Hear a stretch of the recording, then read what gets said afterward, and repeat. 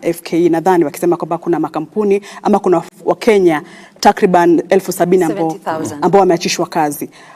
Katika serikali yako mheshimiwa, palikoseka nini haswa pale mpaka mazingira ya kufanya kazi yakawa magumu kiasi cha kwamba 84% ya Wakenya wanasema kwamba maisha ni magumu, na hizi ni takwimu ambazo ziko zaidi ya 50 kwa mara ya kwanza katika Mkenya kusema kwamba maisha ni magumu na pesa haionekani. Na tukisalia hapo Mr. President, because it's just based on what she said, are you aware that 87% of Kenyans, your people, Mr. President, that is 9 out of 10, have opted to reduce on personal expenditure because of the current economy?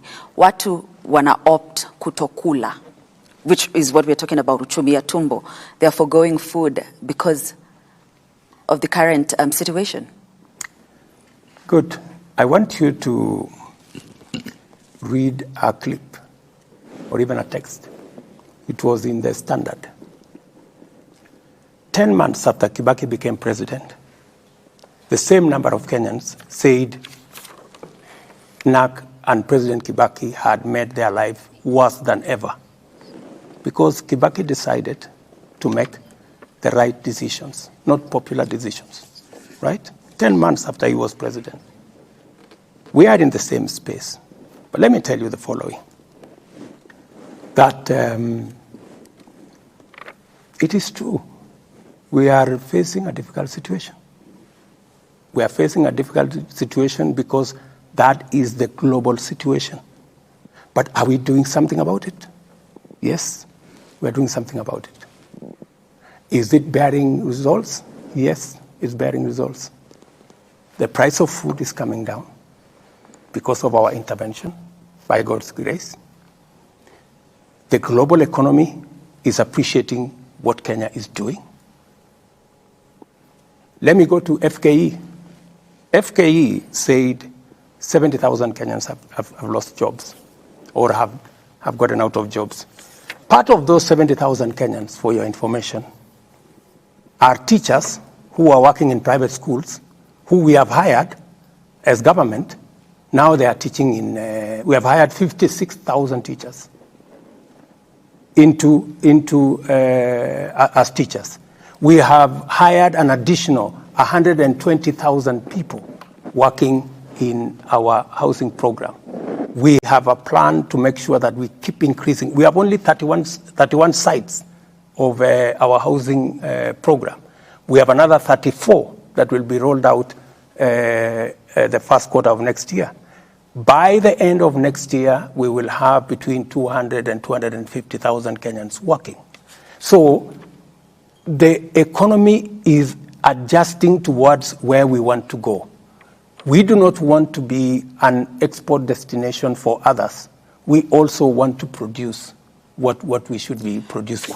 And that is why we are working on the difficult patch for now so that we can stabilize the future. Kwa hivyo Mheshimiwa Rais, unakubali kwamba Wakenya 70,000 kweli walifutwa kazi ama walikosa kazi? Sikubali, wao ndio wamesema. Mimi nimekuambia. Na wakaandikwa na serikali. Kumaanisha ni makampuni yaliyo humu pengine yalifunga wakatoka ndo wakaja wakaandikwa na serikali, ama hawa walikuwa ni wa kutoka? Waacha sasa nikwambie, wale wamesema, yale wamesema. What I have told you is what I can vouch. Have I hired 56,000 teachers? Yes. Are there 120,000 people working in our housing program? Yes. So as to what on FKE side, you need to verify the figures. Mr. President, Sam, just 1 second. You have talked about pain and that Kenyans need to, appreciate the pain and the process like President Kibaki did. And Statehouse and where you sit, you set the tone for whatever government agencies and officers below you do. That's correct. And you are asking Kenyans to be patient. You're asking Kenyans to tighten their belt. But if you look at your administration and Statehouse, to be specific, and other officials, look at foreign travel has been up 26% just this ending quarter to 1.1 billion. And Kenyans are feeling quite taxed. And the hustlers that you represent are looking around the numbers that we are discussing today, and they're wondering, where have we missed this? Because on one end, you're asking Kenyans to be, to bear with government, to tighten their belts. The Treasury is saying things are bad. You're saying you're preventing us from, going off the cliff. But on the other end, the extravagance in government is really still heavy. How do you reconcile these two situations? I will answer you this way. Go and look at the budget. We have cut by 50% the budget for travel and entertainment. 50%. Right? In the supplementary budget, just go and check the figures.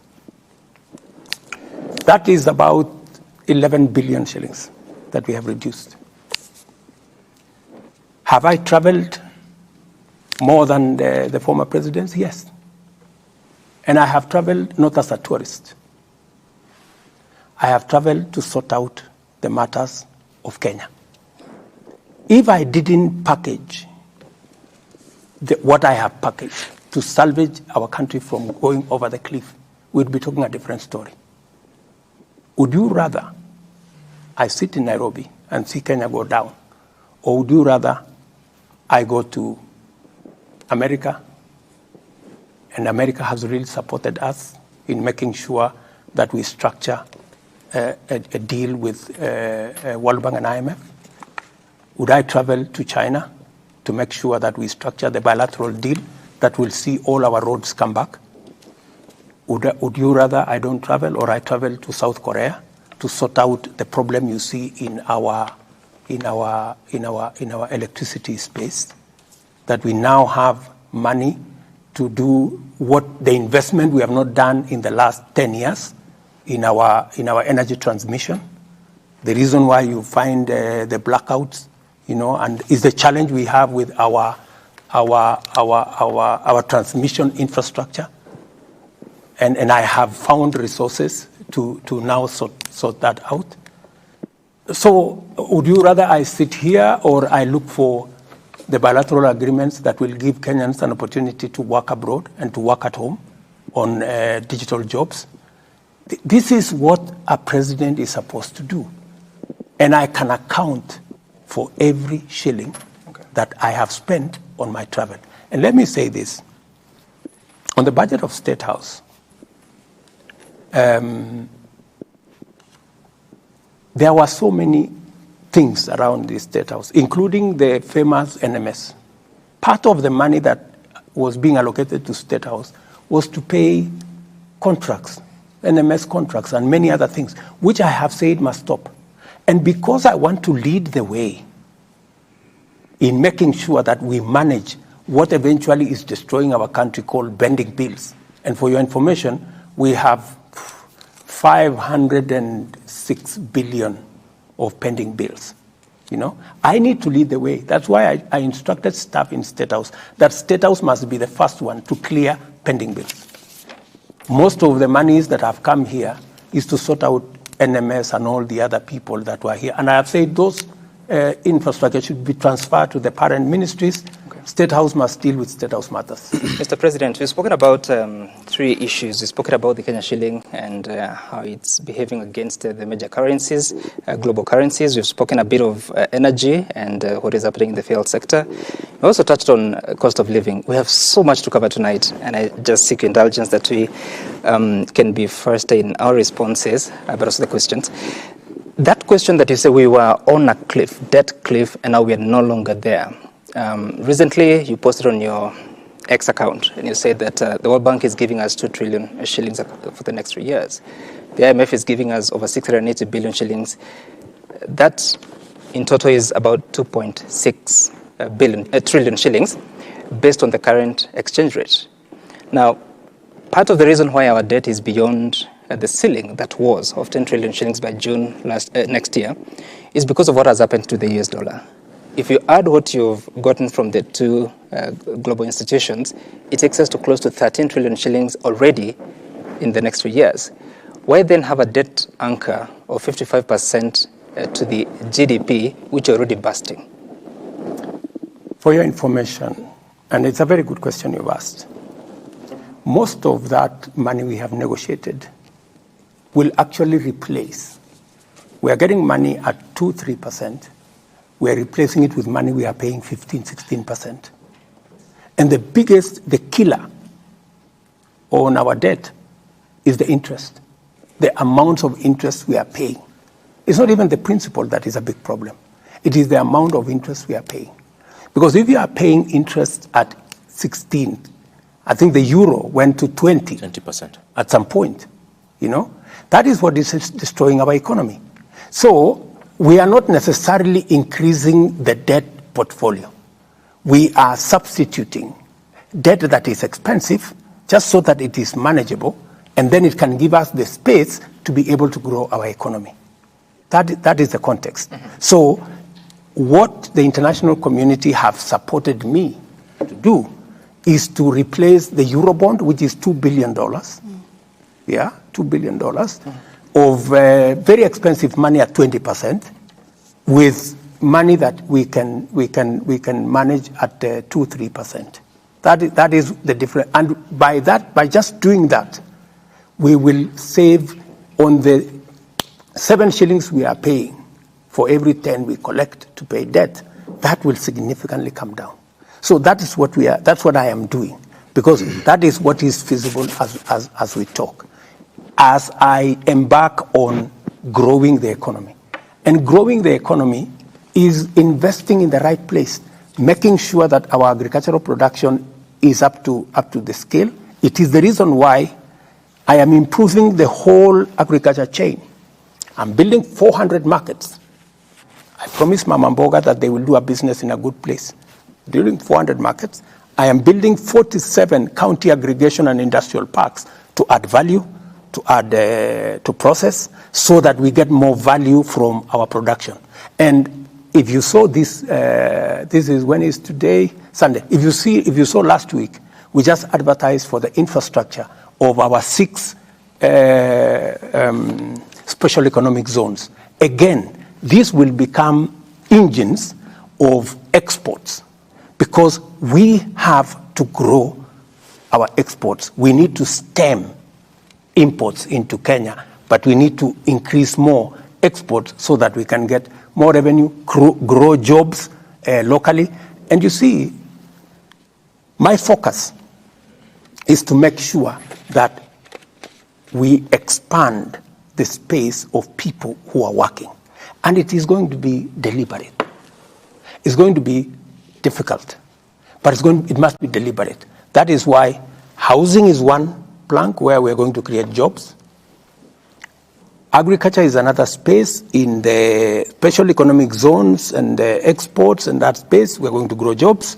The digital space, which I have negotiated with Facebook, I've negotiated with Meta, for us to have digital jobs in Kenya. You already know that the number of people who are working in the digital space, and we are going to export more labor. As I talk to you here, there are people being trained in NYS today for people who are on the space of export of labor, because we have to have identify them? Interventions. We have to have. I mean, it is different. They are nurses. There are adverts that the Ministry of Labor goes out to look for them. Mheshimiwa Rais, kuhusiana na ada ya nyumba umeitaja, unafahamu kwamba kuna Wakenya wengi bado hawajaridhia, licha ya kwamba kuna agizo kutoka mahakamani, na nakumbuka juzi ukiwa kwenye mkutano wa diaspora pia ulisisitiza ukasema kwamba housing levy lazima itekelezwe na kadhalika. Hebu tuelezee, kuna mabadiliko yoyote baada ya mahakama kutoa agizo lake na wewe kuendelea kusukuma kwamba ni sharti Mkenya atozwe hii ada ya nyumba? Mahakama walisema hivi. Mahakama walisema hii ada ni sawa kama Wakenya wote watalipa. Right? That's what they said. They said it should not be discriminatory. Mr. President, they didn't say that. Kuna mkakati they said it is as it is discriminatory. It's discriminatory. And therefore unconstitutional. No, you're interpreting. The problem of unconstitutional was made by the media. No, they said it's null and void. So if it is unconstitutional, why did the court say we should continue to collect? Because there's an application for stay orders. How do we continue? No, how do we continue to do unconstitutionality? No, Mr. President, at least you can agree on what the court said. Yes. And the court said that we've looked at everything and we arrive at the decision that this is discriminatory. Because of that, it doesn't agree with the Constitution or Article 10 on governance. And therefore it is null and void. No. Kingine ambacho labda Mheshimiwa Rais nikuongezee, ilisema mahakama pia ilisema kwamba hakuna mkakati maalum kupitia KRA jinsi fedha hizi zitakusanywa. Absolutely. Now that is what they told us to fix. And that is why we now have a law in Parliament. What the court said there are institutions that are not paying. There are groups that are not paying, that are not paying in the current setup. And we have said we are expanding the net of the payers. It will give us actually more money so that we can do more houses, which is a very positive thing that the court has done.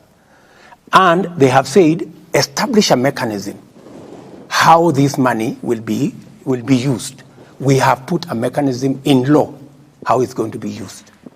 Let me tell you, good people, we can argue about this or that or the other. My question is, do we have a problem of housing in Kenya? Yes. Do we have a problem of jobs in Kenya? Yes. Can we sort out? Because, it is one thing to argue, even if you are a judge. And I am sure that is what went through their minds. Because the judges are also Kenyans. They know we have millions of young people out there who are jobless.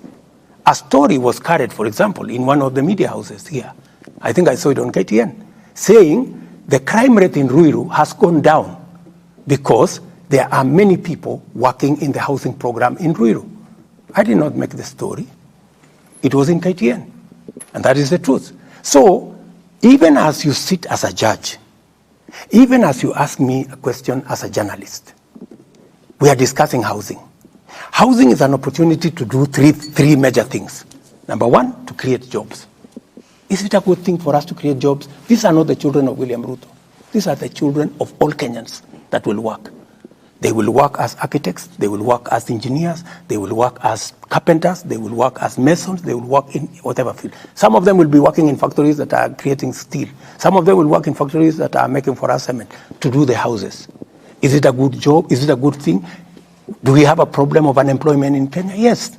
We need to sort it out. It has to be sorted out somehow. Number two, do we have a problem of industrialization? Do we have a problem of manufacturing? Yes. How do we create more manufacturing jobs, if not through programs like housing?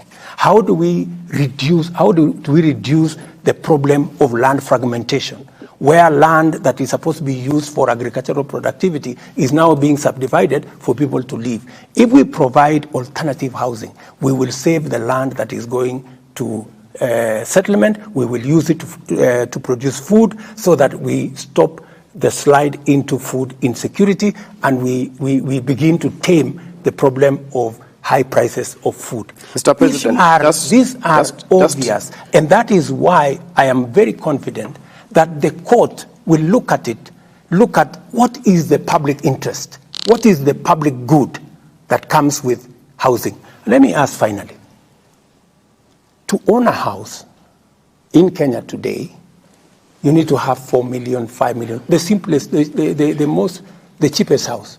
We are giving an opportunity through this affordable housing program for a mamamboga or a boda guy to buy a house of 400,000 where they can pay 4,000 shillings a month and eventually own a house. I mean, we are giving dignity to every Kenyan. And let me tell you, finally, housing was a program that was in the UDA manifesto, the Kenya Kwanza manifesto, 1.5%. It was in Azimio manifesto, 1.5%. Yeah, it's not, and we all know that it is the right thing to do because other countries have done it and they have made a big difference. We have had this housing thing for as long as I have been a politician, but nobody has had the courage to implement it. But have you Just wait. Nobody has had the plan to do it. Have you stopped to wonder or ask what the people think, what their sentiments are about this? Because times are tough, Mr. President. Put in mind, 70% are saying no to this program. Just wait. I want you to go to where these Kenyans are working. Go and ask them. Go and ask them. The beneficiaries, the people who are working today, they are not even the owners. They are just working. Go and ask them. And you see, this is the beginning of a program. Give it time. Kenyans will come to appreciate that, yes, my son is working, my daughter is working. If they are not working at the construction site, they are an architect, or they work in some company, they are an accountant in some company that is doing cement and construction products. And let me ask you, countries like Singapore, like Malaysia, like Korea, we all have been talking about them. We've been saying, oh, you know, we were at the same level with Korea, but today they are different from us. They made tough decisions. That's why they are where they are. We have to make tough decisions if we have to catch up. I mean, if we want to continue to make convenient, you know, politically correct decisions, we will continue to remain in the same place. And I know, for example, that it is politically expensive. You know, I would be a very popular person if I abolished tomorrow. I said, okay, let's forget about the housing thing. People will call for. Mr. President, I don't think there's anyone saying that you should stop it. I don't want to be. And Mr. President, if you remember, Mr. President, I want to transform Kenya. Yes, if you remember, transforming Kenya is not a walk in the park. Transforming Kenya is not going to be done using convenient, politically correct, popular decisions. Right. Some of the decisions may be difficult now, but we will all see the benefits as we go. No doubt about that, Mr. President. It is the wrong time. We've had housing as a plan for the last 50 years. Are you telling me for the last 50 years there was no correct time? It is never too late. It is never wrong to do the right thing. Mr. President, just let's stay to the housing fund. Because when it started and you were walking around the country and selling this dream to many Kenyans, you told us this was a fund and we will contribute. And if you didn't want the house or didn't benefit, at the end of the day, you would get your money out at some point. Then overnight, in Parliament, it turned into a levy and a tax. What really changed and what caused you to move from a fund which was really, really contributory to this discriminatory fund that even the court has found to be? And does this mean that this plan changed overnight, or what really happened to cause you to make these changes? And just to stay on that point, was it necessary that we would start all these funds together in terms of, was it a must that you start the housing fund? You are here fighting the fire of housing. Again, you start the health crisis. Before this is done, even it's off, you are dealing with the taxation, And because of that, nearly every government agency is now waking up with taxes. So you find, levies going up by 3,900%. You find even pets now they're going to be taxed. And Kenyans are wondering, what has happened? Do you feel that you're out of touch with the people that you lead? Because then it will explain some of the decisions that you're doing. Thank you very much for asking that question. Let's start with the levy. I proposed a fund. Yeah? There is a principle in Kenya today called public participation. It went to public participation. And Parliament, when coming from public participation, came and said it should instead be a levy. Right? And as president, if the people said they wanted this changed into a different way of doing it, I agreed that, okay, let's go this way. But what did I do to make sure that it captures everybody? We changed the design of the whole delivery of the housing so that now we have social housing for the people at the bottom of the pyramid. We'll pay 4,000 or 5,000 shillings and get a house. We have affordable housing for people in the middle who will pay between 5,000 and 15,000 every month. But we have also included 30% of all the units to include the people who largely are the contributors. You know, the people who are the biggest contributors, the people in the middle class, who will pay now between 15,000 and 30,000. So we have made everybody a beneficiary, you know, in the chain, again, to mitigate against what you're saying. And what have we done? Mortgage today is around 17%. What we have done is that we have now reduced the mortgage. We are using the fund to mitigate the mortgage that you pay. And it is now gazetted that the people who will buy social houses, their mortgage will be at 3%. The people who will buy affordable houses, their mortgage will be at 6%. And the people who will be buying the market houses, we will reduce their mortgage by half. Even you. Instead of paying 18, 17, 18%, you will now have an opportunity to pay at 7%. So that way, we have carried everybody, making sure that everybody who is paying has a chance to own a house. And that is how we are delivering. Mr. President, on the question of accountability, because it is good that you highlight what happened to the public participation, and you say that Kenyans said they don't want it as it was structured at that time. You also attribute responsibility to Parliament that they decided it should be a levy. Then you say, yourself, you say, let us change how it works. So I see a bit of distribution of responsibility. But did Kenyans tell you they wanted to be a levy or a tax? What Kenyans told me is that they want jobs.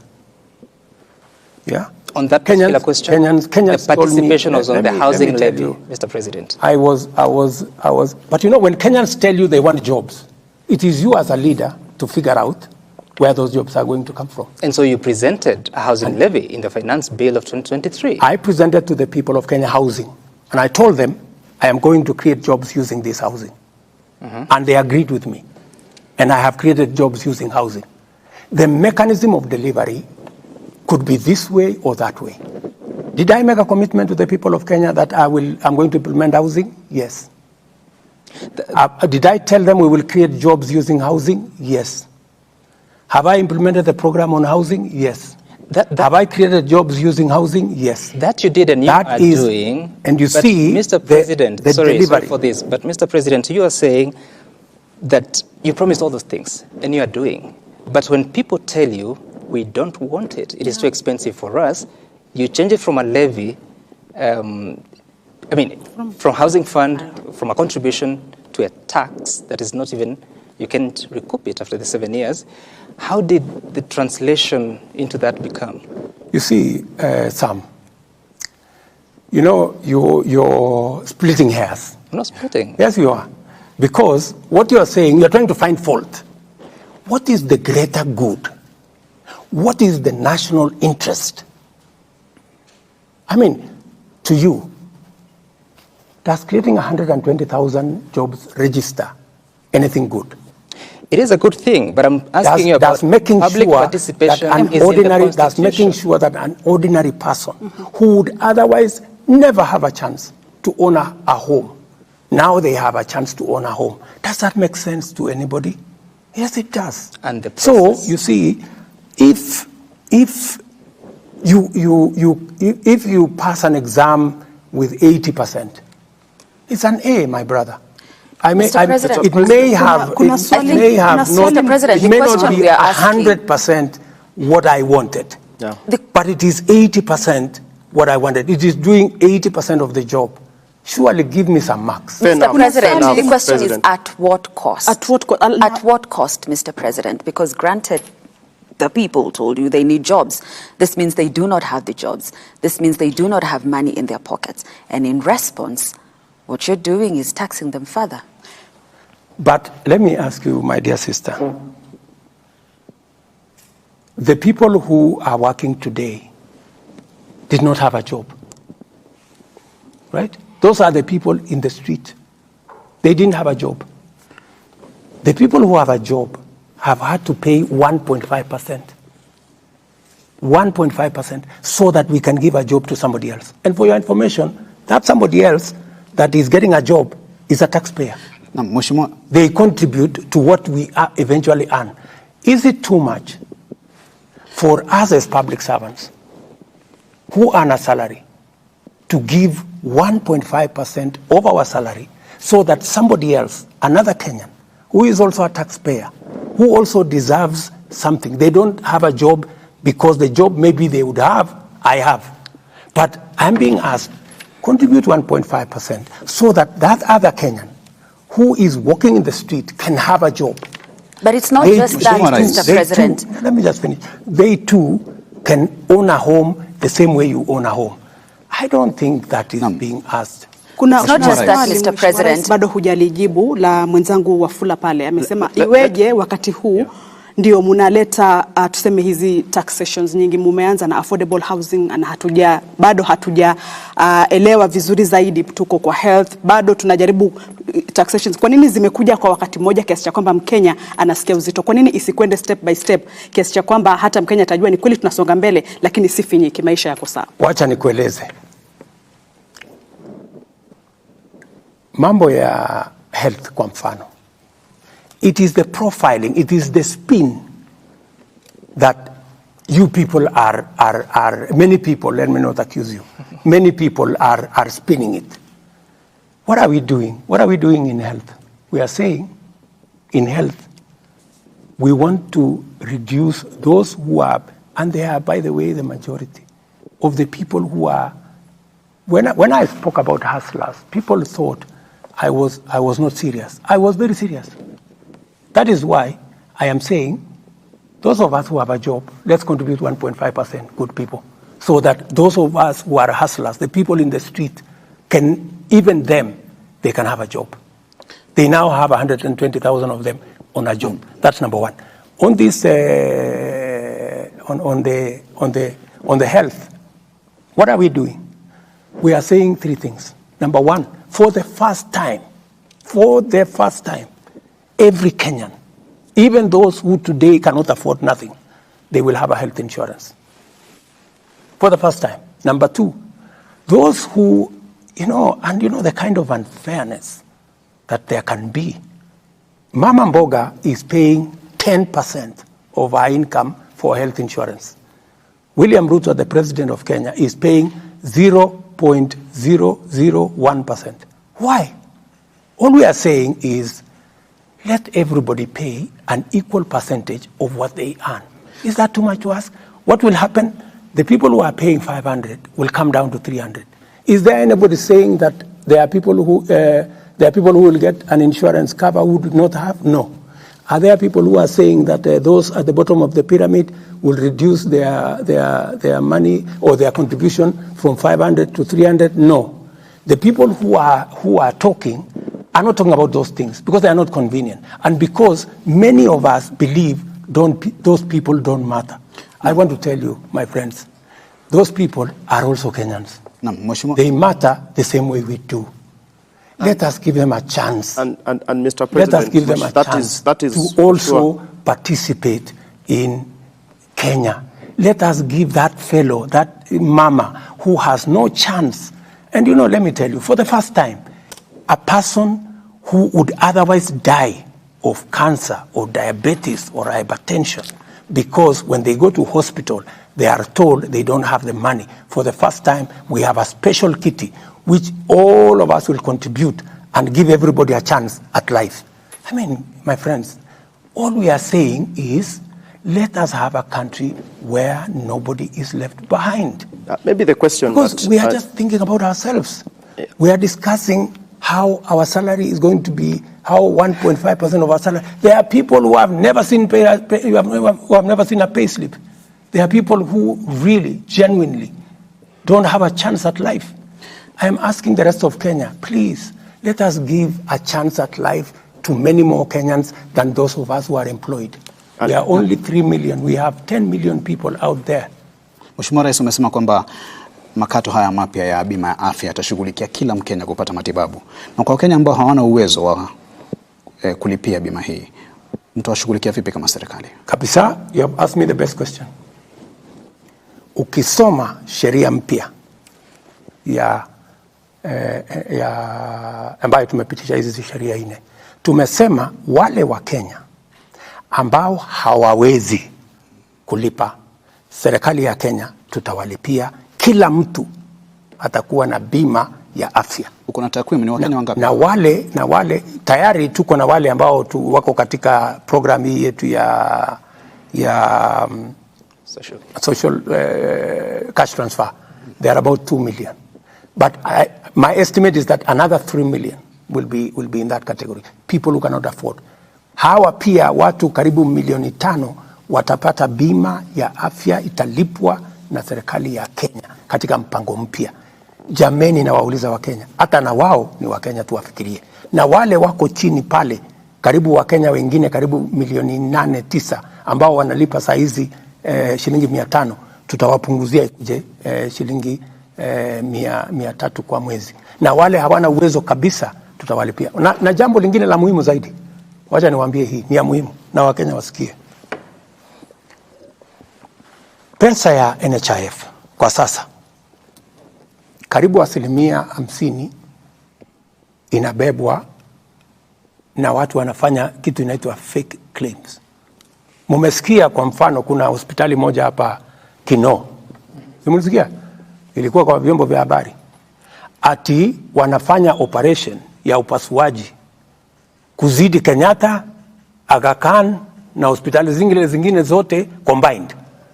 Ni nini wanafanya? Ukora mtupu. Yeah? Wanaenda saa zingine wanatangaza ati kuna medical camp. Lakini ile medical camp sio eti ya ukweli, ni kukusanya wagonjwa. Alafu wanachukua majina ya hao watu, wanakuja wanajaza form ya NHIF, wanawalipia wao. Alafu bila ya wale kujua, wanaenda kuclaim pale NHIF. Ndio sababu tumeweka sheria maalum inaitwa Digital Health Bill ama law, ambayo sasa itatusaidia kufunga hiyo mambo yote. Na ndio sababu Sam, nikuambie, ndio unaona wewe Wafula usikize vizuri, ndio unaona wale wamepeleka makesi kotini ndio wawa, kwa sababu hawataki hii sheria. Ndio wanaendesha hii propaganda kubwa, iko shida kubwa sana, Wakenya wapinge hii mambo ya health, kwa sababu wanataka kuendelea kuiba pesa ya wananchi ama ya afya. Kwa nini usiwafungulie mashtaka, Mheshimiwa Rais? Wale tayari tumewashawafungulia mashtaka na tayari tutawapeleka kotini, kwa sababu we want to make sure, my friends, wakati unaona kesi iko kotini, imetumwa kotini na watu ambao ni beneficiaries ya the kind of corruption that is going on in NHIF. That is why they don't want us to change the law. That is why they have put together big cases to stop the laws we have changed, because these laws will change and seal the loopholes they've been using to steal our money. And I am very determined, by the way, to stop them. And I will stop them. Mr. President, because yes. we have dissected the problem properly. And we want a country that leaves nobody behind. That is why we have the Digital Health Bill. We have the Social Health Authority that is going to make sure that we carry everybody along. Right. And I am very confident when the court finally sits, they will see the value we have in this bill. I am not a madman. Right. And Mr. President, to do things that I know are not good for the country. But also, I am this one person. You know, the problem we've had in Kenya, my dear sister, is that leaders have never wanted to do the right thing. We know what is right. But we want to do what is convenient. We want to do what is politically right. I have decided, as William Ruto, that we have been looking for a guy to bail the cat. I will do it. We have been looking for a person to blame when we do the right thing. I'm ready to carry any blame. Okay. But I must do one thing. I must do what is right, and I must sort out our country. We've been postponing this, you know, and people would rather, and many people ask me, oh, you know, the way you're going, you will not get a second term. You know, let me tell you, I am very clear in my mind. I was not elected to look for a second term. I was elected to get the country out of the mess. I was elected to create jobs. I was elected to implement universal health coverage that has been on our cards forever. I intend to do precisely that. Right. Many people, including my friends who are religious leaders, they have told me, oh, you see, you know, even though you said this, you must not do it. You know, that is what even the opposition is. They wrote in their manifesto, the housing, but now when it comes to implementation, they don't want to do it because they want us to continue the same thing, to lie to the people. To lie to the people, we are going to do this. When you don't mean it, we're going to do this. Mr. President, for the first time, yes, I meant everything that I wrote in that manifesto. Right. And I have every intention to make sure that I implement it because I know finally the people of Kenya will know that I did the right thing and they will reward me accordingly. Sam, maybe just a question that still remains. Just a moment, yeah? Yes. Because we need to transition in the next few minutes to the question of corruption and the war against it. Yeah. But you're saying something, I have read the bill, and most of us have, I mean, the laws now, and they're quite transformative, so to speak. But then again, the process is as important. I have heard you on several occasions saying that the contribution to the Social Health Insurance Fund will be 2.75%, so that it is equal across board. Your Cabinet Secretary, Nakhumi Chawafula, says that I had actually said it was going to be 2.75%, but capped at 5,000 shillings. And I wonder, because the law as it is says that the Cabinet Secretary shall bring regulations to the floor of the House. That has not happened. You are speaking about 2.75% without a cap. USCS is saying with a cap. We have had the experience of rates being proposed. Just hold on. I didn't tell you that there will be no cap. I told you 2.7% provide equity. What will happen is we are taking the regulations to the public.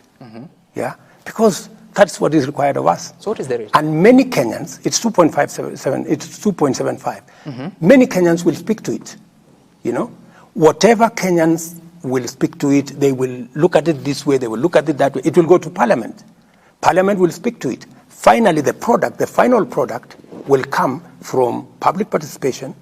And that is the essence of my question, Mr. President, if I may conclude it. That is the essence of the question, because Kenyans will speak. It will go to the floor of the House.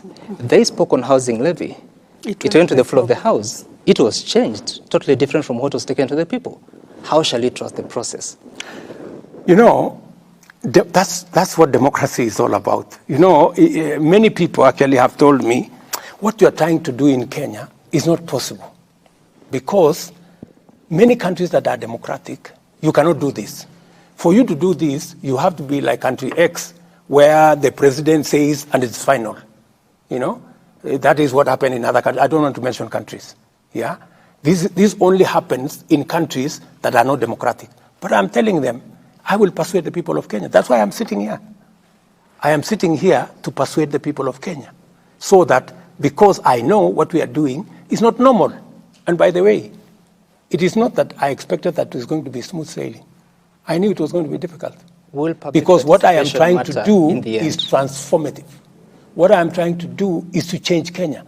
I am challenging the status quo. I am challenging what has always been there, the norms. And that's why even you guys, you look at me and you're wondering. But, you know, that's how we are going to change a country. Changing a country is not a walk in the park. Utahusisha wananchi katika hili swala? Kabisa, si ndio nimekuambia. Saa hizi tumepublish regulations. Sasa imeenda bila mabadiliko yoyote kama imeenda kwa wananchi. Na je, hisia za mwananchi utazisikiza ama utazikumbatia? Vile wananchi walibadilisha housing levy si nilikubali. So ikienda bunge, ikienda kwa wananchi wenyewe waseme, it is not citizens that changed it, it is parliament. It's parliament. You should go and read, the public participation report. I read it, and majority of them were opposed to the introduction of it. Read it again, and Parliament took into account the views of the people who went to for public participation. And you see, Parliament is also an independent institution. You want me to dictate to Parliament, and I will not, Sam. You know that's not possible. Mheshimiwa, naomba tuendelee na mjadala sasa katika swala la vita dhidi ya ufisadi. Umekuwa na umetoka kifua mbele, baadhi ya hotuba zako katika kipindi cha wiki moja pia imesisitiza sana swala hili la vita dhidi ya ufisadi. Lakini kwa upande mwingine hizi asasi ambazo zimepewa majukumu ya kutekeleza vita hivi pia ni kana kwamba vinasukumwa huku na kule. Kwa sababu gani? Nitakupatia mfano. Kesi ya Kimarer na Aror hivi majuzi imetaja kuwa hakuna ushahidi wa kutosha. Kulikuwa na jitihada pale za tume ya ufisadi na maadili nchini katika kuhakikisha kwamba wanatengeneza kesi. Je, ina maana kwamba asasi zako kuna baadhi zinalegea katika kutekeleza wajibu wake, kwa mfano afisi ya DPP? Kwanza niliwaambia Wakenya katika serikali yangu hakutakuwa na pesa ya kuibiwa. I think I made that statement. I said there will be no money to be stolen. And many people are wondering what that meant. Because what we are doing now, for example, and I will come back to your question, because we are talking about corruption. Yep. How do we put mechanisms in place to stop theft, corruption, pilferage? And I have told you the greatest enabler that is going to make us overcome the challenge of corruption is through digitization. It is the reason why I embarked on digitizing government services. From 350, now we are at 14,000. We were collecting 60 million on e-citizen every day. Today we are collecting 600 million every day. My plan is that by next year, we should be collecting minimum 2 billion shillings on e-citizen every day. What does that do? It stops the corrupt. It stops people stealing. It stops pilferage. And for your information, let me just give you a statistic. KWS, right? Their budget for a whole year was 4.3 billion, but given them actually a budget of 4.5 billion. In 6 months, because of e-citizen, in 6 months, they have collected 4.3 billion. Half the year, they have collected what we had, what they had been given as an estimate for the whole year, which means by the end of this year, they will double their collection. I'm just giving you one incident. So what will that do? That is how my plan on how to manage corruption, number one. Number two, I promised the people of Kenya that the independence of the judiciary is going to be sacrosanct. I can tell you for free that they have never received a telephone call from the president to tell them, manage this case in this manner, that manner, this corrupt person or that corrupt person. I promise the same to EACC, I promise the same to DCI, I promise the same to DPP. It is their responsibility. They ask me for support, and I have given as much support as I can muster to all these institutions. Let's come to the, are they doing what they should do? Mm-hmm. It is not for me to judge. It's for the people of Kenya to judge, because they report to us. I am telling them what I can within the separation of powers, that it is our expectation. That's why I'm speaking publicly, in public fora, to tell them, look, the people of Kenya have expectations that those who are corrupt, and if there is anybody who is corrupt, has a matter, and they say, and one of the agencies say, oh, the president told us not to prosecute this person, I would say in public, in front of TV, they should tell me. Because I will never do such a thing. Coming to Kimarer, if you followed Kimarer, I said in the campaign trail that the case for Kimarer was a fraud. Because it was. you know, because it was.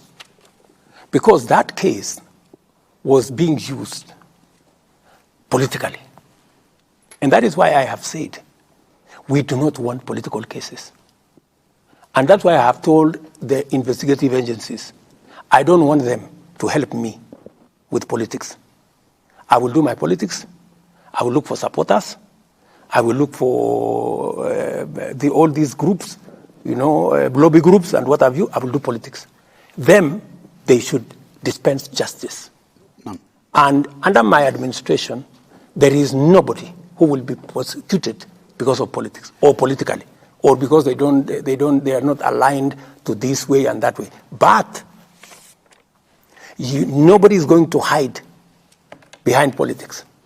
That because you are a politician, or because you are a friend of the president, or because you are a relative of the president, you cannot be prosecuted. That one I have said in public, and I have told every cabinet minister, nobody should go to their office and tell them the president has sent them, or they are a relative of Mr. X or Mr. Y. I will not send anybody to any office to do anything.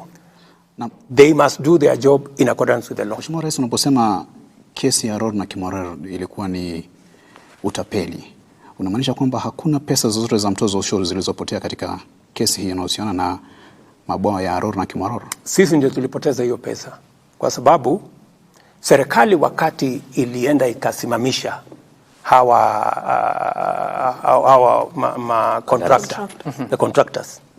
contractors went to court, right? Because they hadn't committed any crime. Number one, we were supposed to give them land to do the dam. You know, we didn't give them the land. The land was there, but somehow, and I don't want to accuse, I think we have said let's not talk about the past. Whoever was there decided they should not get the land because they wanted to frustrate the project. The thing disappeared. The DCI was mobilized to go and get the contractor in Itare. You know, up to today, nobody knows what the problem was with Itare. They went to court. We have had to go and negotiate.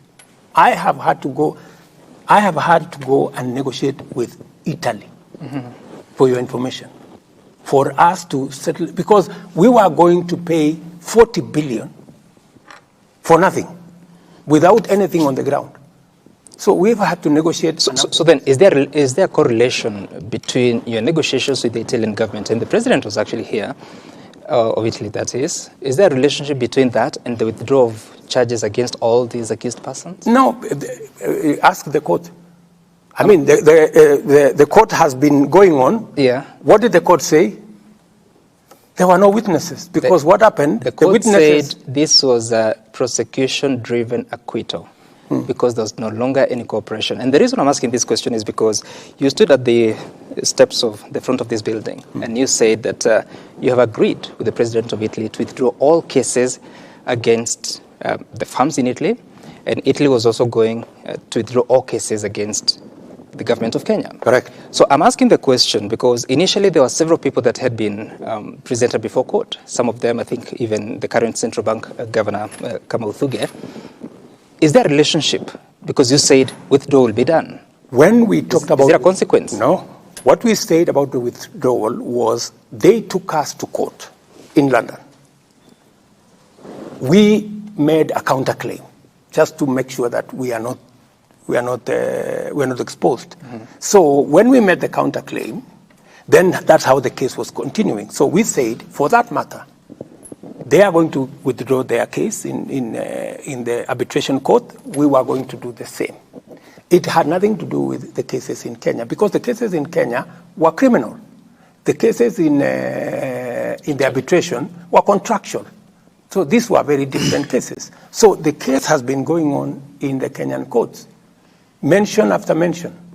I mean, and by the way, those cases were going on even before I came to office. They had been there for 3 years, and it hadn't moved 1 inch. Why? Do you think there was any feasibility study done on the two dams?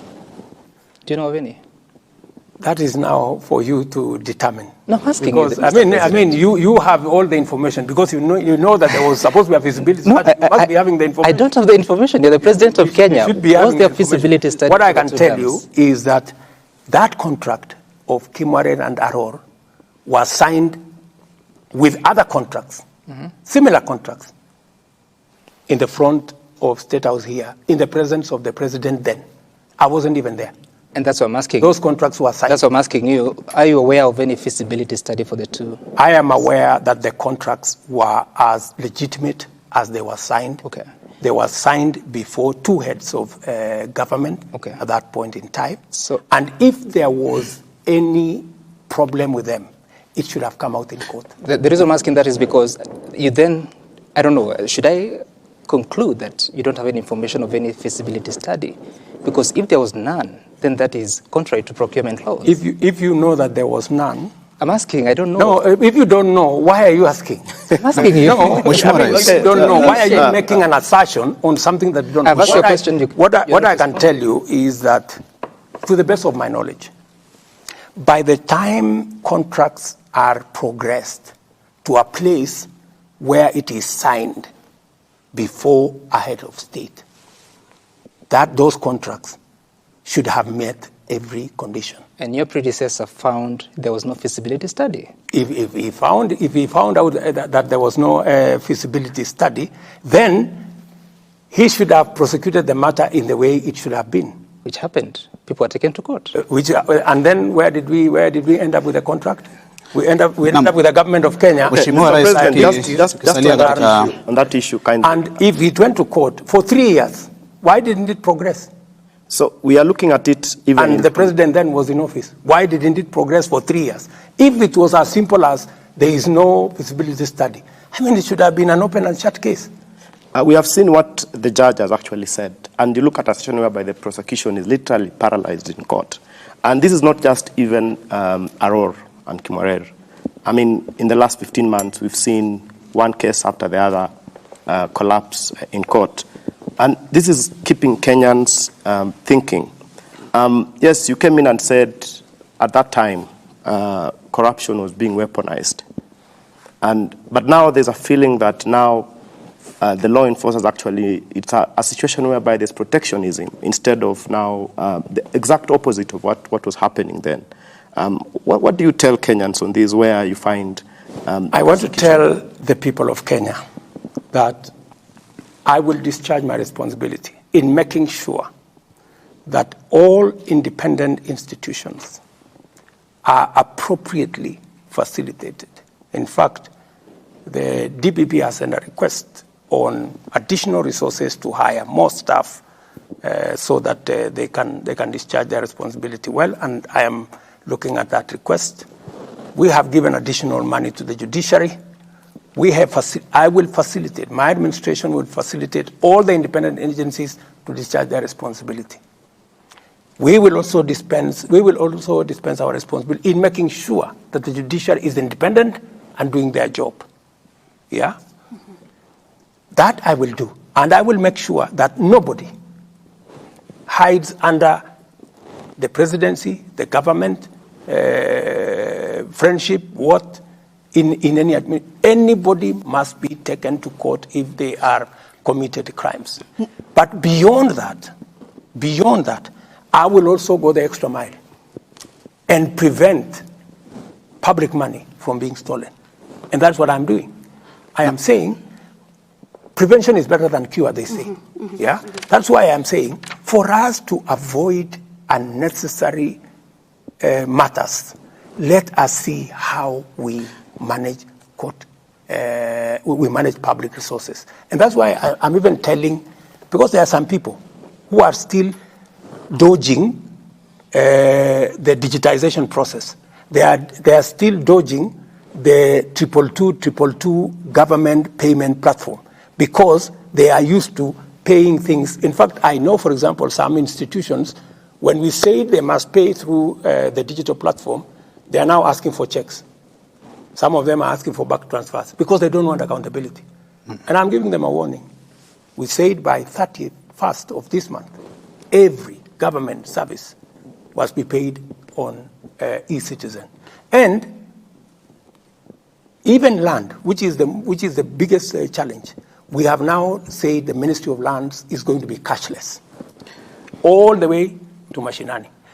Anybody, and I'm telling Kenyans here, anybody who asks you for cash for payment of a public service, look at them in the eye and tell them they are fraudsters. Na Mheshimiwa Rais, katika vita dhidi ya ufisadi na uhuru wa taasisi mbalimbali na mihimili tofauti ya serikali, umejitangaza wazi wazi kwamba hutalegeza kamba katika vita dhidi ya ufisadi. Hutalegeza kamba. Naam, na umekuwa na kauli ambazo umekuwa ukizitumia, na nikikunukuu wakati mmoja kwa kule magharibi ukizungumzia kuhusu wafisadi ambao unaamini wamelemaza sekta ya viwanda vya sukari. Ulisema ima uhame Kenya ama nikuweke jela ama usafiri uende mbinguni. Hili halijaonekana kuendana vyema na wachechemuzi wa haki za binadamu. Mbona usiruhusu mahakama ifanye kazi yake? Nimezuia, si nimesema tutakupeleka mahakamani. Inachukuliwa kama kitisho. Lakini wacha nikueleze ya kwamba jambo la ufisadi ni figurative language to drive home the point that this is no longer a joke. And for your information, because of what I did, we have managed to sort out the biggest cartel in Mumias. Vitisho vinafanya kazi? No, sio vitisho, ni kuambia tu watu ukweli. Kwamba mahali mambo imefika, hatuwezi kuendelea vile tunaendelea. Lazima tubadilishe mwenendo wetu. And I am telling you, let me repeat here, that for those people who are corrupt, please look for another country. Because it is not going to be business as usual. Even as we look places where we find, even as we do what we have to do to make sure that all Kenyans are we avoid pilferage, we avoid corruption. Even as we do that, for those of the incorrigible characters, the people who benefit from corruption, the people who try even to influence the criminal justice system, you know, the people who beneficiaries, like what I talked to you about.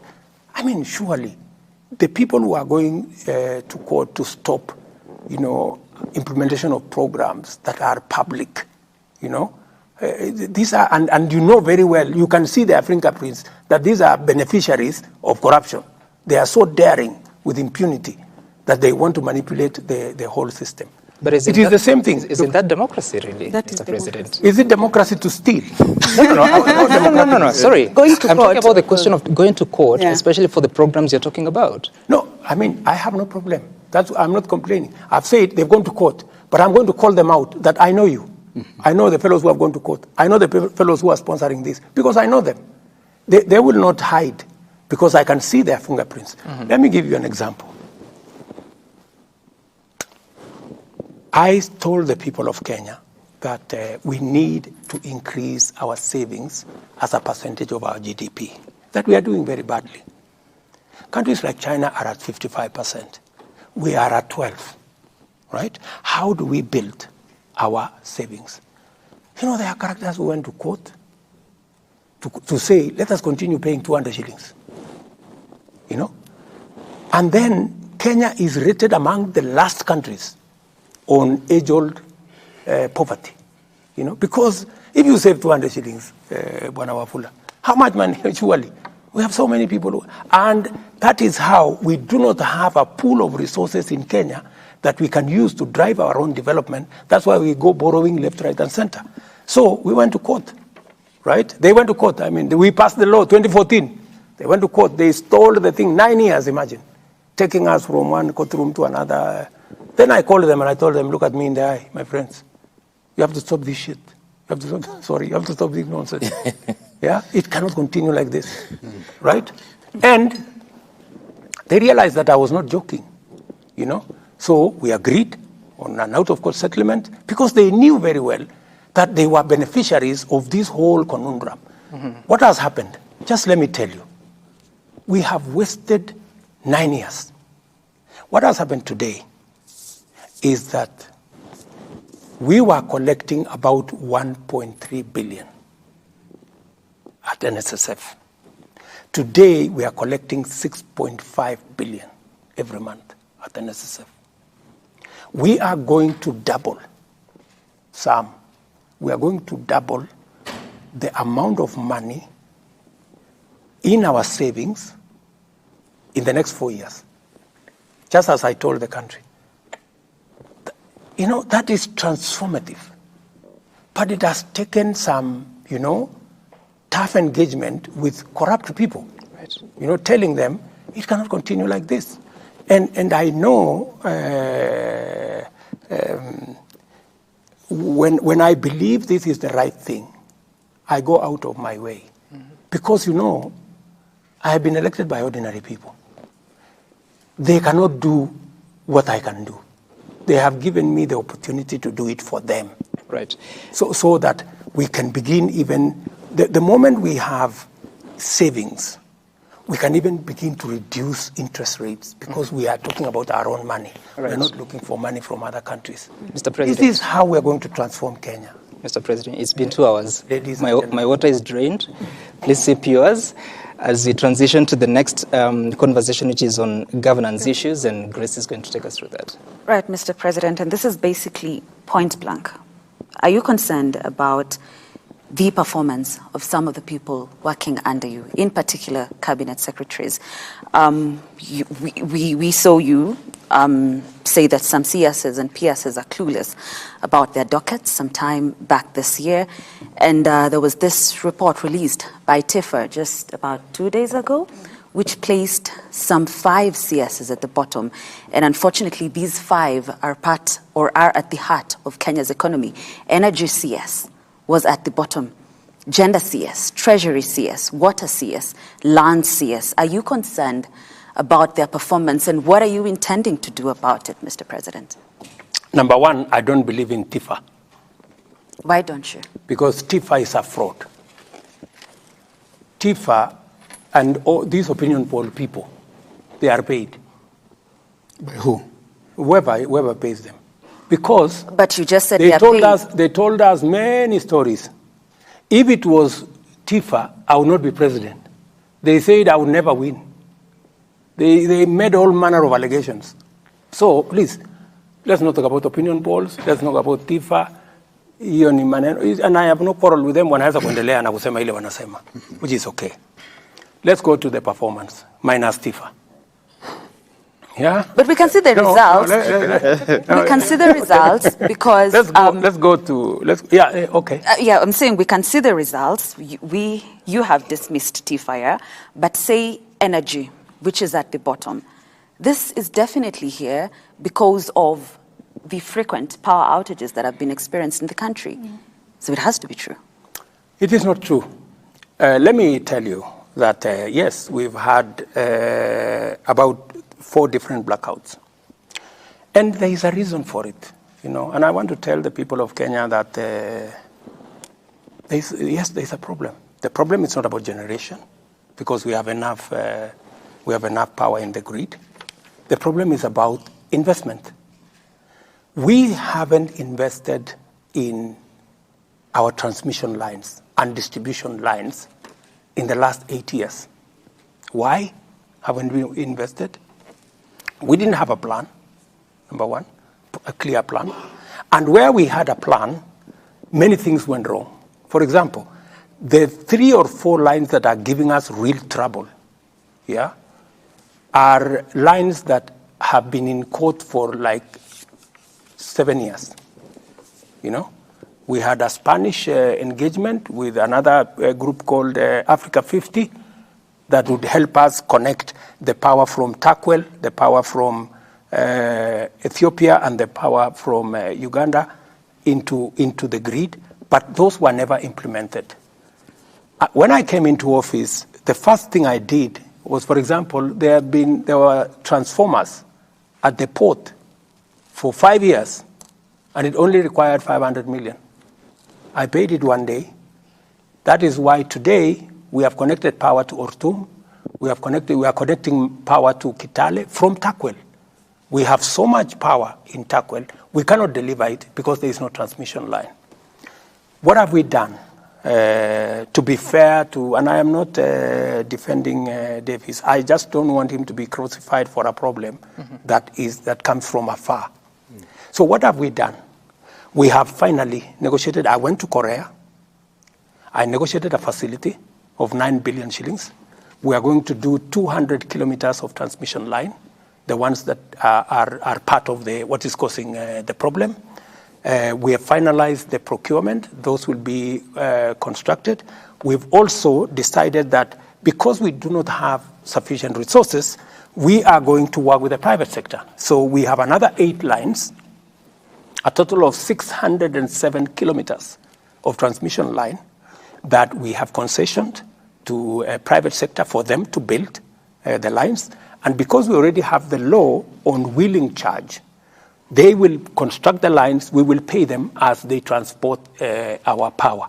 So we have a plan. And number three, we want to invest about maybe $100 or $120 million to island the supply of power, so that we will create about 5 zones. We already have 4 in place in terms of design, so that if there is a problem with power in one corner, it doesn't shut out the whole country, so that we isolate different places. It was supposed to be a factor of investment. And why is this the case, Sam? What we have done in the last 10 years, we have increased the number of people we are supplying electricity to from 2.3 million households to 9.4 million households. There should have been a commensurate investment to make sure that the transmission lines are strong enough to deliver power. So that was the gap. But Mr. President, the bigger question is about, because you spoke to the nation. I think you are swearing in, was it CSs or who were you swearing in? And you said that you have a challenge with some of your cabinet secretaries and principal secretaries. There's certain things they do not know. In fact, you know more than they do. How much of that is still a problem? How much? When I said that, I was telling my CSS that read. If you remember the context, I told them, look, read briefs, understand your subject, understand your ministry, be on top of it.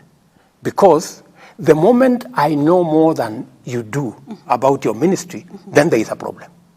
Right? That was the context on.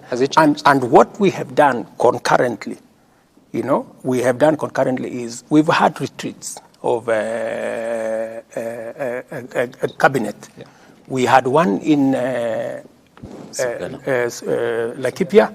We had another one recently. We are having one in February, just to make sure that we hem in everybody so that we are all aligned in the same direction. I want to tell you that many ministers, many PSS are now on the rhythm. They now understand where we want to go. And going back to what my sister said. Grace. Grace. What Grace said.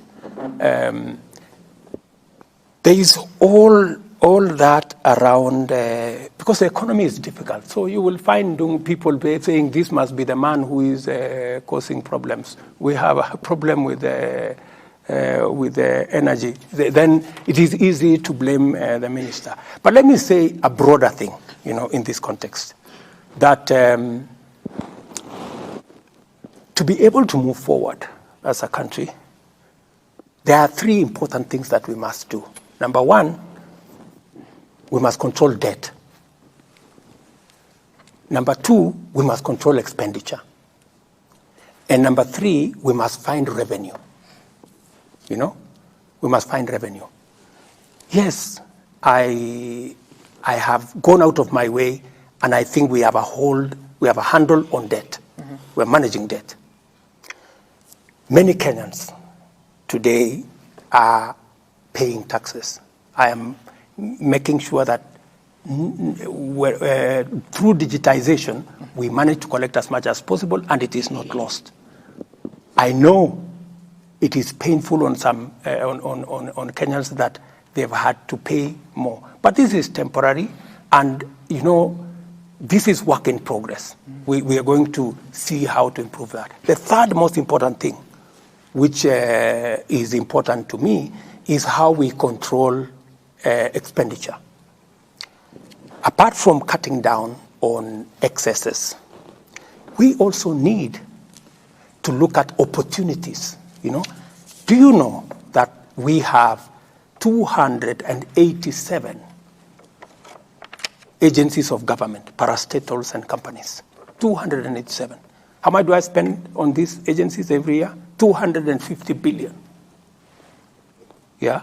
If I could save 50, 60, 70 billion from these organizations, I would do a lot more, and I would not be pushing more people in their tax direction.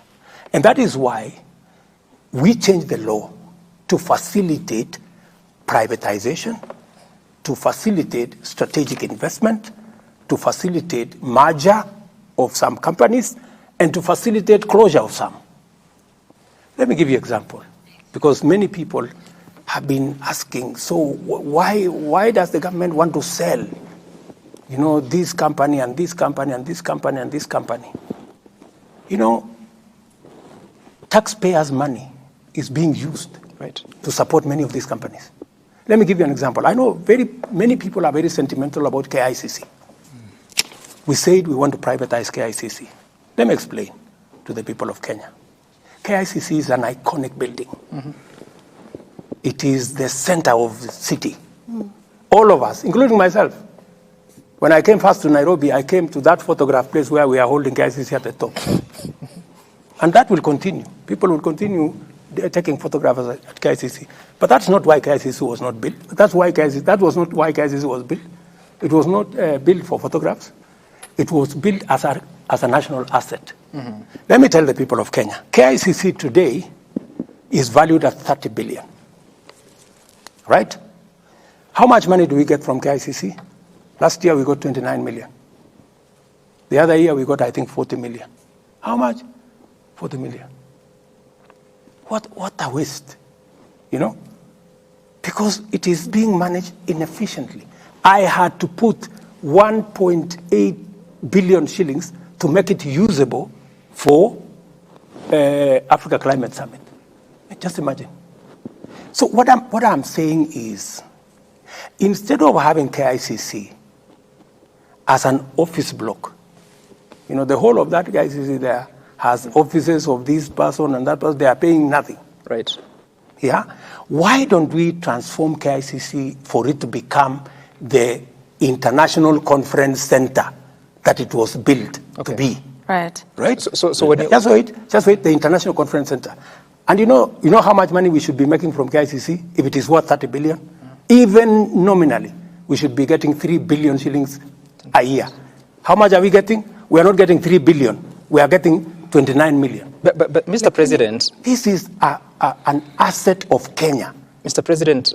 this is a property of the that question about Kenya. Privatization of KICC, for instance, of course, there's work that has to be done, public participation, people give their views, and correct, eventually the decision is made. So is the intention to sell it all, or is it a portion of it? The intention is to commercialize. The intention is to have a mechanism, a strategic investor, so that we need to make it a true conference facility.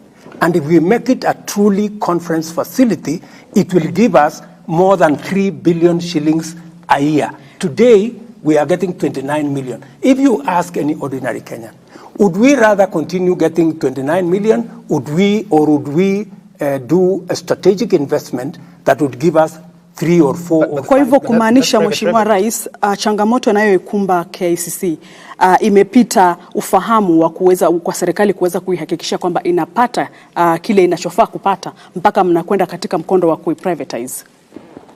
Good question, my dear sister. KICC was not built yesterday. It's been there all these years. It has not happened in all the governments that came before me, right? And this is why I am proposing what I am proposing, so that we have a different, exactly answering your question. Wale hawakufanya, mimi nataka kufanya. I want to change KICC so that it makes money. Give me a chance to change KICC so that it makes money. Let me conclude by saying, because our international conference center at KICC is not working, it has no capacity to host. If you go there, if I didn't invest 1.8 billion, nobody wants to have a meeting in KICC because it is dark, it has no facility, it has no it is no toilets, nothing. So what has happened as a result of underperformance of KICC? Do you know that Intercont Hotel is closed? Yeah. Do you know that Hilton Hotel is closed?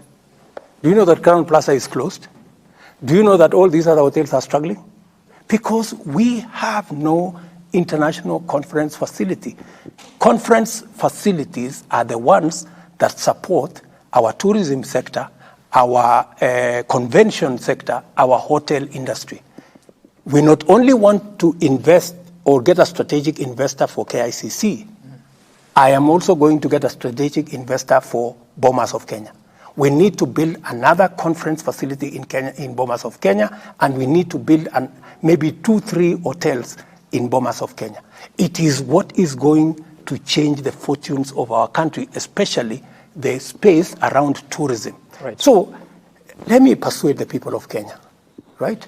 KICC is not being sold to anybody. KICC is not being taken anywhere. KICC will remain there.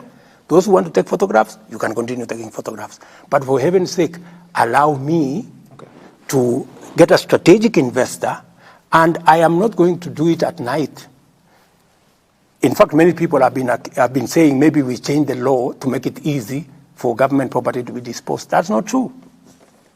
The reason why the former law was changed is because since 2005, or is it 2009 when it was implemented, we have not privatized a single thing because it was convoluted and it never went anywhere. Let me give you, Mr. President, benefits. Allow me, because you know this is a very important thing to me. Yes, so this is so when we said we want to commercialize KICC, there are companies, Grace, there are companies like Postbank. Every morning when we open Postbank, we lose 3 million. In the last 5 years, we have lost 1 billion shillings every year. How much? 1 billion shillings every year. Because nobody wants to make a decision about Postbank. I want to make a decision about Postbank. I want to get the employees who are working in Postbank. I want to second them to other institutions. We close down Postbank. We stop losing 1 billion shillings. We stop losing 1 billion shillings every year, and we do something with the fund that is there instead of taking money from the fund and spending it. And you know, we are just being not prudent at all. Let me give you another example. Because you know, this is what I want to do. This is what we are talking about. When we talk about privatization, we are not talking about just sale. We are talking about 4-5 aspects. There are places that will be leased. There are others that you will get strategic investors. There are others that you will get that you will take to the stock exchange. Let me give you another example. Kenya Pipeline Company. Kenya Pipeline Company is a company that is worth 300 billion Kenya shillings. How much? 300 billion. 300 billion. How much money are the people of Kenya getting from Kenya Pipeline? I think it is only once or twice that we have gotten 1 billion a year. Otherwise, we get 200 million, we get 300 million.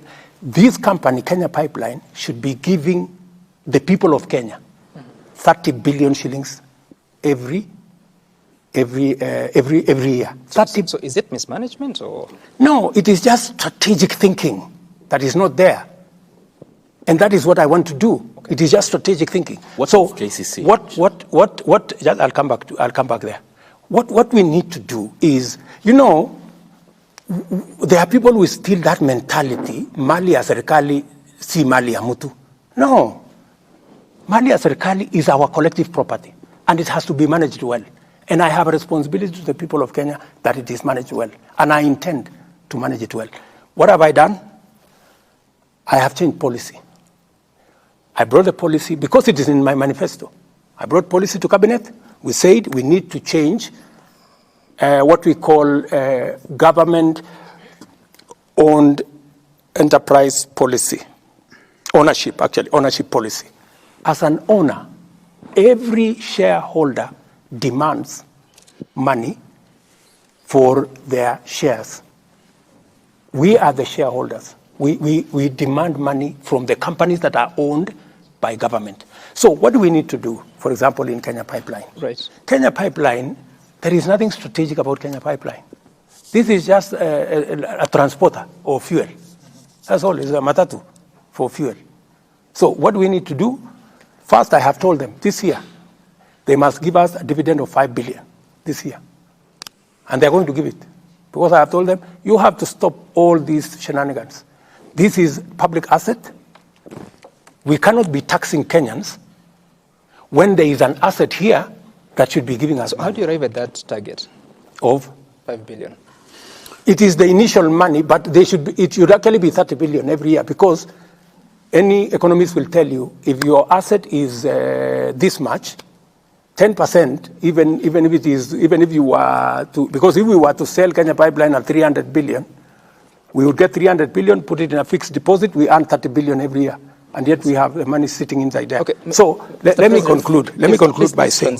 Let me conclude by saying this. And I'm sorry, you know, I have to explain to the people of Kenya some of the things that are being, you know, misconstrued to mean that we are not being prudent. I brought policy and I said, we are going to make sure that every government asset gives money to the shareholder, the government of Kenya, so that we look for additional revenue, because we cannot borrow. We have pushed Kenya enough on taxes. The only other way to raise money is to sweat our assets. Yeah? Is to sweat our assets. We must get our assets to pay us dividends. That's why, for example, Kenya Power, we have removed 4 directors that I appointed into the board to allow the private sector to appoint directors, because we want it to be run with the private sector support, because we value what the private sector has to say. Let me conclude by saying the following. Why is this in the right direction? Let me answer what this good man has said. KCC, for example, we want to have a conversation with farmers. We want farmers to own KCC. We want to give them, we want to see with them, already dairy board were in India.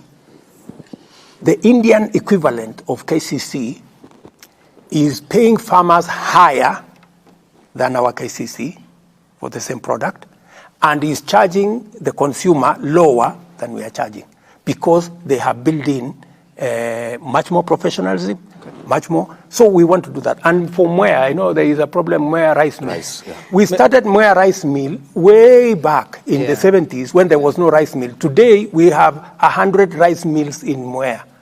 Mr. President, we don't have to own it. We want to give it. Yes. In fact, the reason why we are discussing Mwea rice mill is because we want to give it to farmers. Okay. And there is no other way of giving it unless you take it through a process. Mr. President, we cannot exhaust the list of 11 farms that are to be privatized.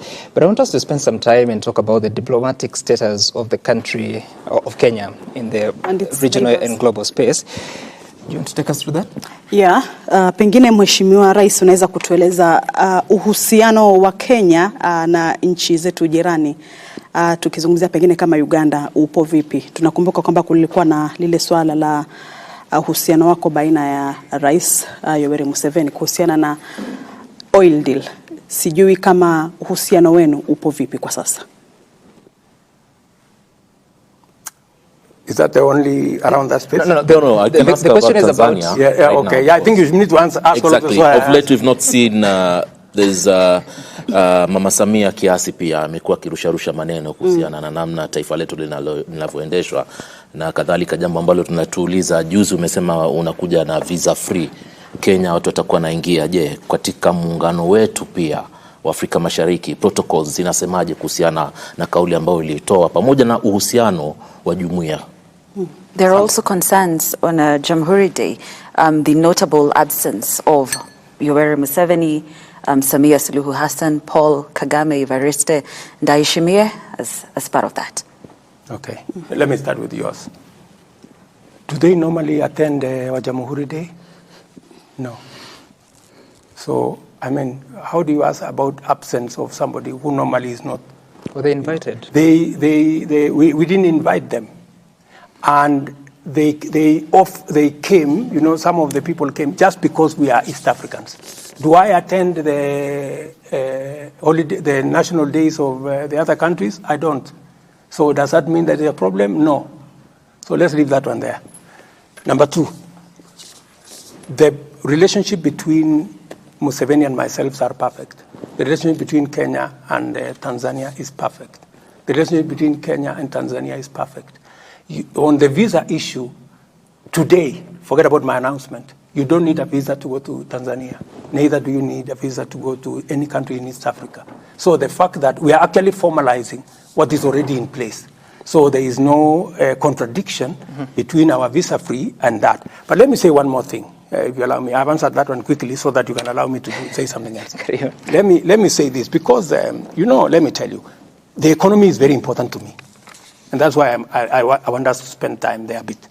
The economy is very important to me. I have told you that we need to raise revenue. Why am I targeting raising revenue from our assets? Look, for the example, Safaricom. Safaricom was a small department in telecom. Yeah? What did we do? We took it to privatization. We asked Vodafone to come and invest. We gave them 40%. Then we sold another 25% to the public in Kenya.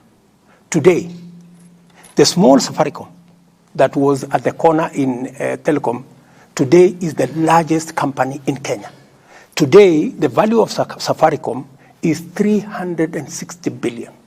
Today, Safaricom is supporting 1.2 million jobs.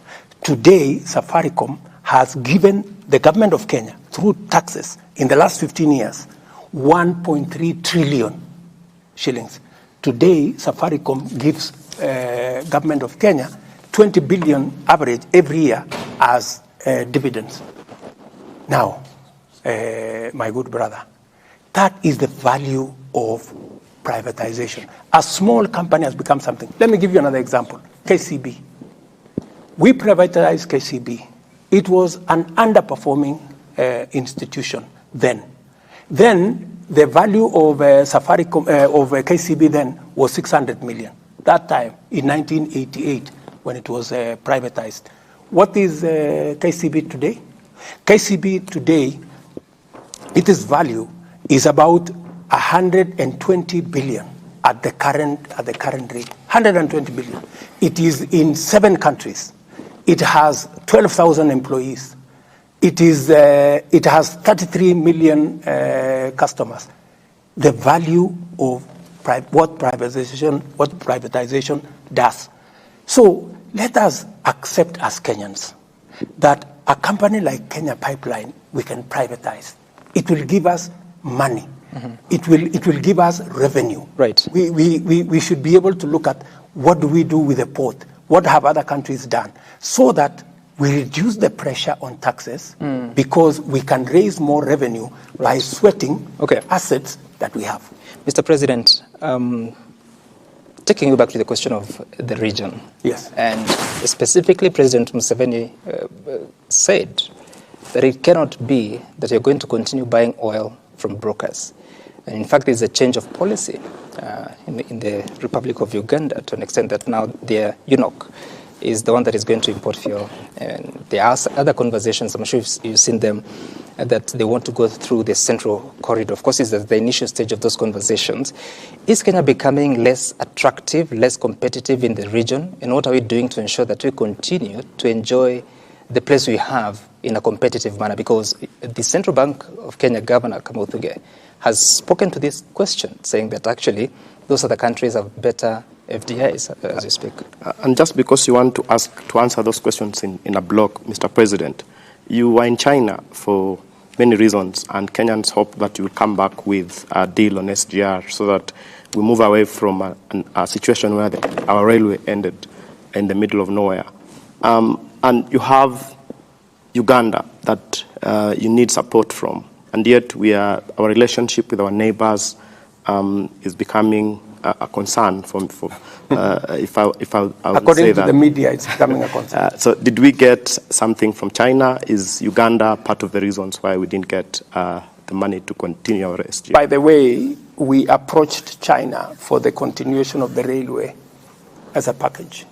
Before I went to China, I had a conversation with President Museveni, and we agreed on the strategy to extend the railway. By the way, we have a strategy all the way. It is agreed Kenya, Uganda, DRC, and even Congo-Brazzaville. We've all agreed that that route, we will, all of us, and in fact, before I left China, the president of Congo-Brazzaville went to see the Chinese president with the same request for this SGR. Mm-hmm. So we are all aligned. So, and that tells you that we are good in the region. Your other question was the oil brokers. The oil issue. Yeah. We have agreed with Uganda on what to do. Uganda is a sovereign country. Yeah, they want to control their market. Mm-hmm. Their market at the moment is being controlled by oil companies in Uganda. Mm-hmm. They have made a different decision. For us, NOC, which is our national oil company, does not control fuel here because we are a free market. Yeah, fuel is brought by the private sector. Yeah, it is all these marketers that deal with the fuel. In Uganda, that has been the case. But Uganda is a sovereign country. If they decide that government wants to control using UNOC, that is a decision Uganda has made. As Kenya, we want to work, because we are a free market, we want to work with the oil marketing companies. All we do collectively is to source the product collectively, and then it is, so Uganda wants the product to go to UNOC in Uganda, and then UNOC distributes, which is fine by us. Where does it pass? Through what port? Through Mombasa. I think it's the only reasonable, if you look at all numbers, that is the only feasible route. Mm-hmm. What we have agreed with them is that we will agree on a structure where, using our pipeline, we will need to ration who uses the pipeline, because it is an asset. Don't you think we're losing? Because I think, correct me if I'm wrong, but part of the exports for this country is oil to Uganda, isn't it? So aren't we losing that? Why are we losing? The oil will still go through here. They will still pay the charges they have been paying to go to Uganda. It is not that we have been making money from Uganda. They have been buying their own. They have been buying fuel from the same source as we do. The only thing is that we've been sourcing it together. So in the East African community, is there any conversation that countries like Uganda may choose to use the port in Tanzania?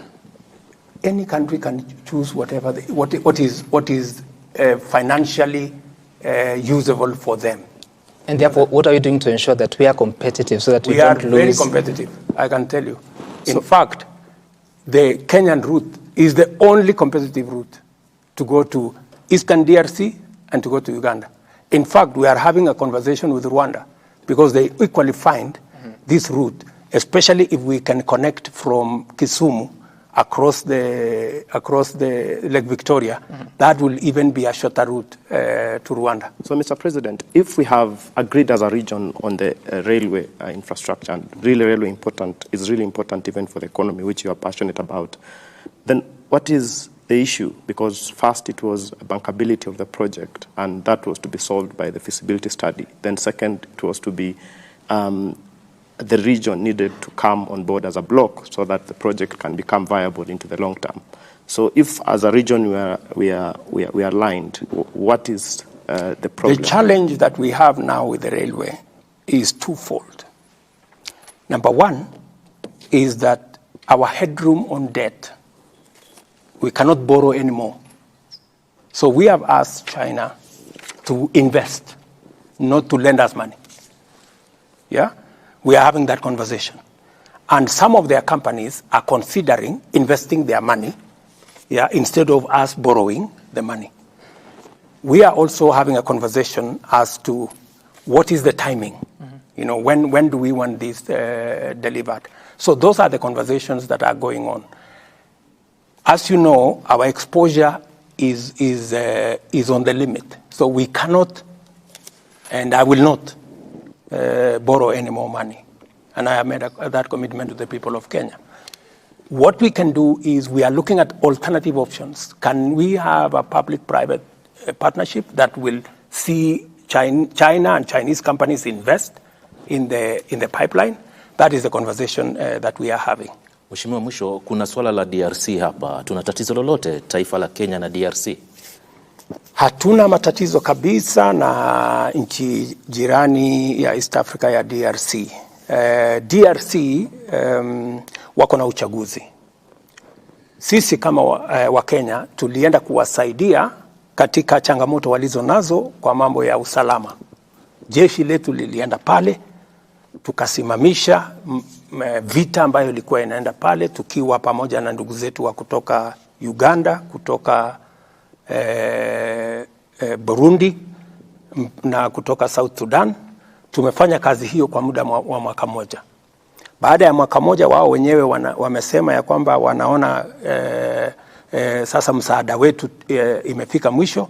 Tukakubaliana, tukafanya summit hapa Arusha, tukakubaliana sasa sisi tutatafuta namna gradually to exit from the scene so that other countries can come and support them. Jana ama juzi kulikuwa na mkutano hapa Nairobi ya wananchi wa DRC, wakatoa statement. Watu wa DRC wakalalamika kwamba hiyo statement Kenya haingekubali hiyo statement itolewe pale. Msimamo wetu kama Kenya ni kwamba sisi ni nchi demokrasia.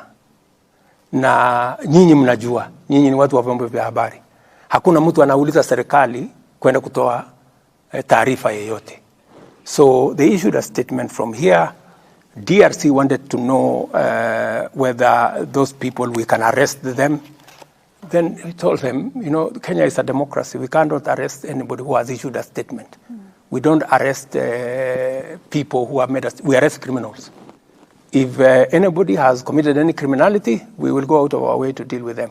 But issuing statements, how many people issue statements in Kenya against me?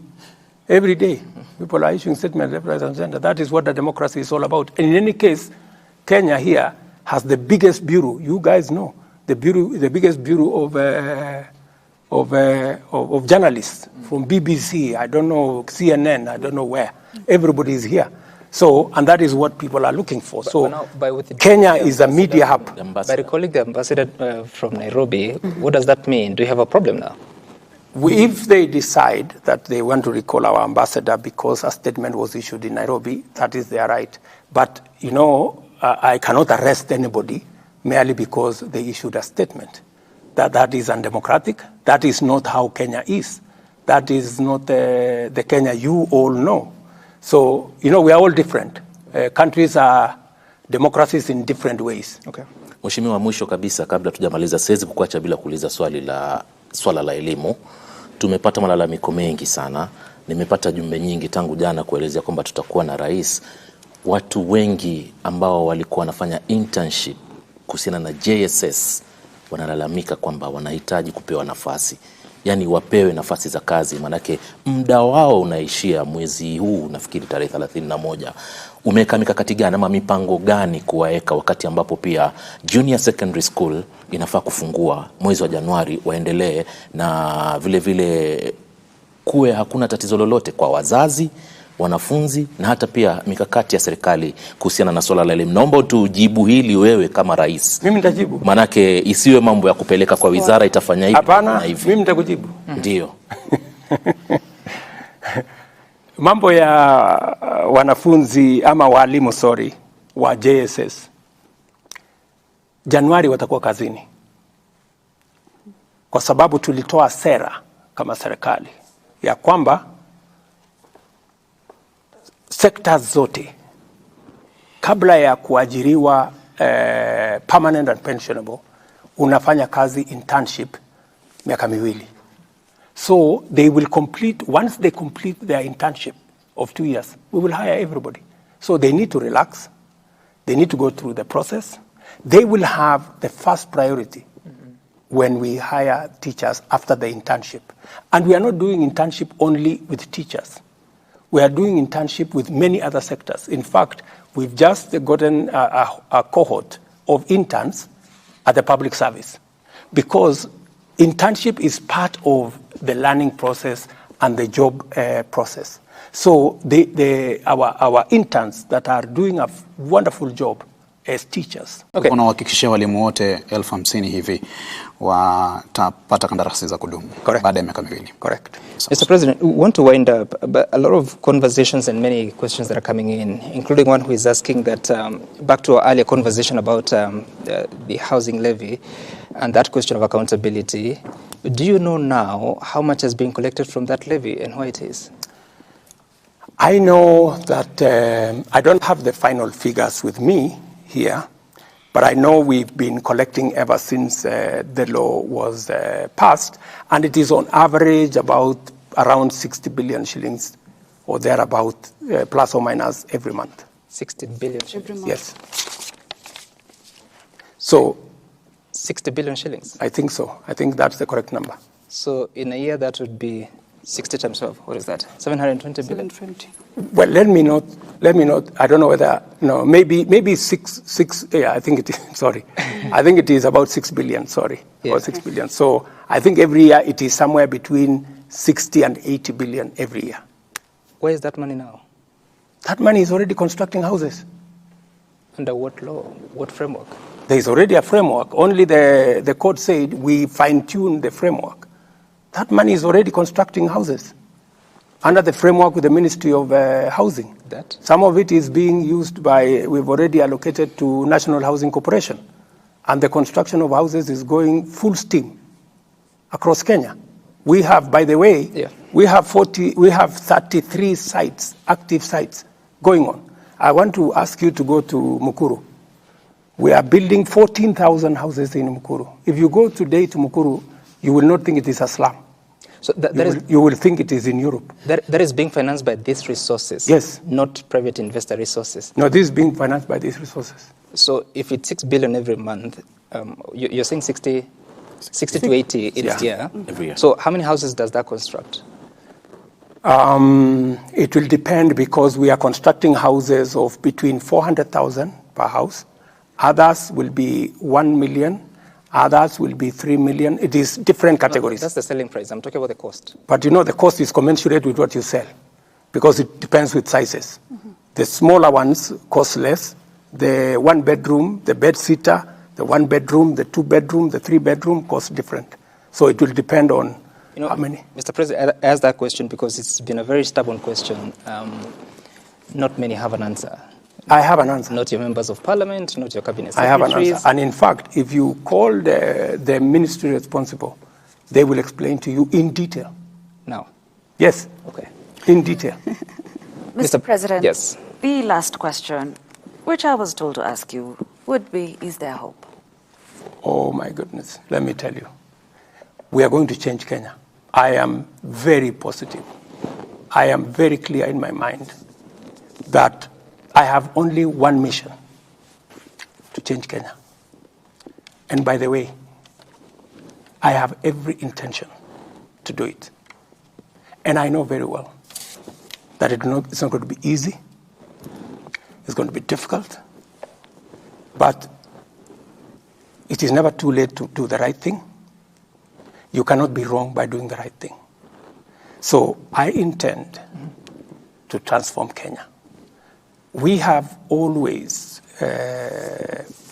known and wanted to do what we know is right. We know we should create jobs. We know what we need to do to create jobs. We know we should control our expenditure. We know but the thing that has been lacking is somebody to lead the way in doing it. I intend to lead the way in doing it. Mr. President, in changing Kenya. We have to leave it at that. I think that counts for a good closing remark, unless you have anything else to add. No, let me appreciate all you guys, and let me appreciate the people of Kenya. The people of Kenya are a great people. Even in very difficult times, I find a lot of encouraging messages.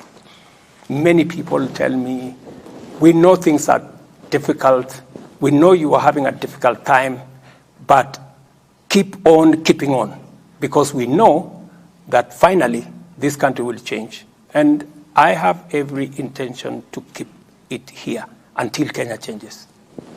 Mr. President, thank you so much for your time. Thank you very much. This has been a conversation with the President of the Republic, President William Samoei Ruto, with representation from different media houses, that is KTN News, TV47, Nation Media Group, K24, KBC, and Citizen TV. Good night, good luck. My name is Sam Gituku. Bye for now.